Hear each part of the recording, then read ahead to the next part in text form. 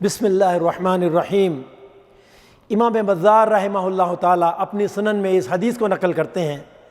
ناظرین کرام، یہ حدیث قدسی ہے، اور جیسا کہ آپ جانتے ہیں کہ وہ حدیث جو اللہ رب العالمین اپنے نبی کے ذریعے سے انسانوں سے خطاب فرماتے ہیں، اپنے بندوں سے خطاب فرماتے ہیں۔ اور یہ خطاب کیا ہے؟ نبی اکرم صلی اللہ علیہ وسلم ارشاد فرماتے ہیں، حضرت انس بن مالک رضی اللہ تعالیٰ عنہ اس حدیث کے راوی ہیں، وہ روایت کرتے ہیں کہ آپ صلی اللہ علیہ وسلم نے ارشاد فرمایا کہ اللہ تعالیٰ خود ارشاد فرماتے ہیں۔ ارشاد کیا ہے؟ فرمایا یا ابن آدم، یہ جو ارشاد ہے یہ ابن آدم سے ہو رہا ہے۔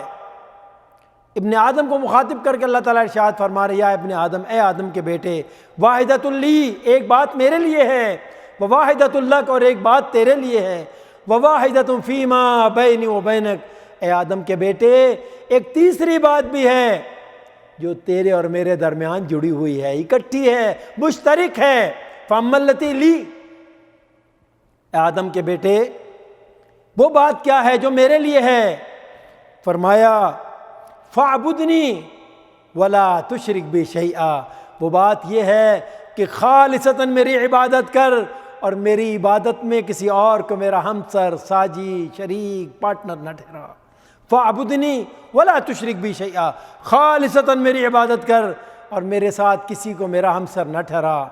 تیرا قیام میرے لیے ہو، تیرا رکوع میرے لیے ہو، تیرا سجدہ میرے لیے ہو، تیری قربانی میرے لیے ہو، تو دعائیں کرے تو مجھ سے کرے، نذر و نیاز مانگے تو مجھ سے مانگے، تو جتنی عبادات کرے تو مجھ سے کرے۔ فاعبدنی ولا تشرک بی شیئا، ایسا نہ ہو تو قیام میرے لیے بھی کرتا ہے اور اپنے افسر کے سامنے بھی ہاتھ باندھ کے کھڑا ہوتا ہے، تو سجدہ میرے سامنے بھی کرتا ہے اور سجدہ مٹی کے ڈھیروں پہ بھی آ کرتا ہے، اولاد مجھ سے بھی مانگتا ہے اور اولاد دوسروں سے بھی مانگتا ہے، نذر و نیاز میرے لیے بھی کرتا ہے، نذر و نیاز قبر والوں کے لیے بھی کرتا ہے، قربانی میرے لیے بھی کرتا ہے، قربانی قبروں پہ جا کے بھی کرتا ہے، دعائیں مجھ سے بھی کرتا ہے، دعائیں دوسروں سے بھی کرتا ہے، رزق کا سوال مجھ سے بھی کرتا ہے، جھولیاں دوسروں کے سامنے بھی جا کے پھیلاتا ہے۔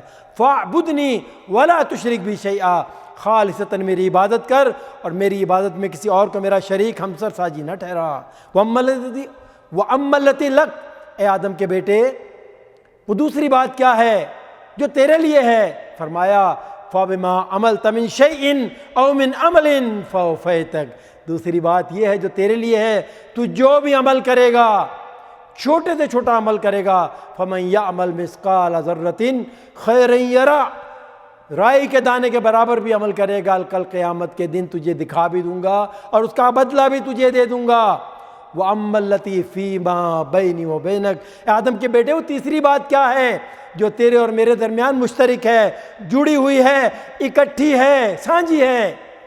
فرمایا فَمِنْكَ الدُّعَاءُ وَمِنْ الْإِجَابَةِ، وہ بات یہ ہے اگر تو ان اعمال کو کرے گا خالص توحید کے ساتھ تو جو بھی دعا کرے گا، تیرا کام ہے تو ہم سے دعا کر اور ہمارا کام ہوگا ہم اسے قبول فرمائیں گے۔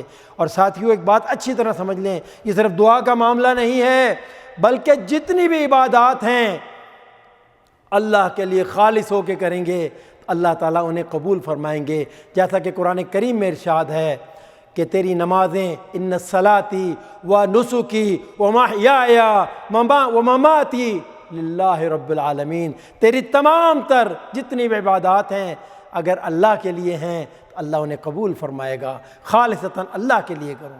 اللہ تعالیٰ کی بارگاہ میں دعا ہے جو صحیح بات بیان کی گئی اس پہ عمل کی توفیق عطا فرمائے۔ وآخر دعوانا ان الحمدللہ رب العالمین۔ صلوا علیہ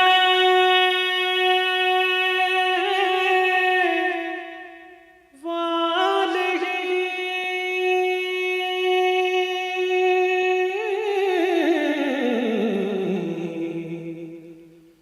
صلوا علیہ